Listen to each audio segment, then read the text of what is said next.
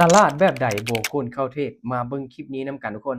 เอาแบบง่ายๆเลยเนาะคันว่าเฮาเจอทรงแบบนี้ล่ะบ่ควรเข้าเทรดเด็ดขาดคันว่าทุกคนบ่อยากเสียเงินคือมื้อนี้เนาะข้อยได้เจอเนาะทั้งทรงที่งามและก็ทรงที่บ่งาม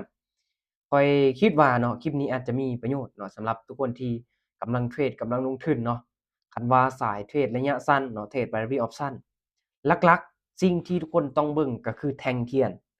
และแท่งเทียนนี้มันบ่งบอกได้เลยว่าทรงใดเป็นตาเทรดและทรงใดบ่เป็นตาเทรดเด้อทุกคนเด้อโอเคมาให้ทุกคนมาเบิ่งนำกันเนาะหวังว่าทุกคนจะเห็นได้เลยเนาะว่าจุดใดที่จะเฮ็ดให้ทุกคนนั้นมีโอกาสเสียเงินถ้างั้นเจอตลาดแบบนี้บ่ควรเข้าเทรดเด้อทุกคนเด้อสังเกตเบิ่งแท่งเทียนทรงนี้ทุกคนเนาะค่อนข้างที่จะเป็นแท่งที่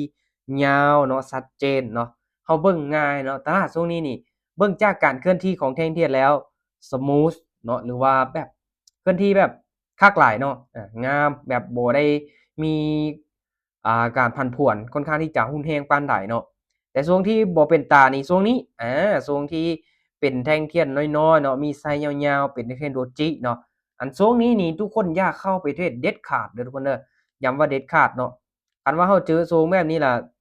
ได้ว่าทรงตลาดเสียเงินก็ว่าเป็นไปได้เนาะคันเจอทรงงามๆจังซี่นี่จังเข้าไปเทรดเนาะทรงนี้เข้าไปเทรดได้คันทรงที่เห็นบ่เป็นแท่งเทียนน้อยๆแบบนี้บ่เทรดเด้อทุกคนเด้อเนาะบ่เทรดเด้อเนาะอาข้อยแนะนำเลยเนาะบ่ให้เข้าเทรดว่าซั่นซะตลาดมัน24ชั่วโมงเนาะเฮาบ่จำเป็นต้องฝืนเข้าไปเทรดเด้อทุกคนเด้อเห็นบ่อ้อเห็นบ่ ในว่านี้ทรงมื้อเว้นนี้เนาะมื้อเว้นนี้เจอทรงนี้เนาะเจอทรงนี้เห็นบ่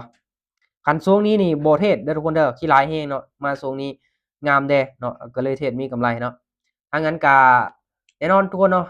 ตลาดมันงามเราจะเข้าไปเทรดเนาะทรงใดที่ตลาดมันสวิงแรงผันผวนแรงแท่งเทียนเคลื่อนที่แบบหุ้นแรงอย่าเข้าไปเทรดเด็ดขาดเด้อทุกคนเด้อโอเคทุกคนทุกๆการลงทุนมีความเสี่ยงให้ทุกคนศึกษาหาข้อมูลดีๆก่อนที่ว่าจะตัดสินใจนำเงินเข้าไปลงทุนเด้อทุกคนเด้อ กดติดตามไว้ เดี๋ยวเรามาเจอกันใหม่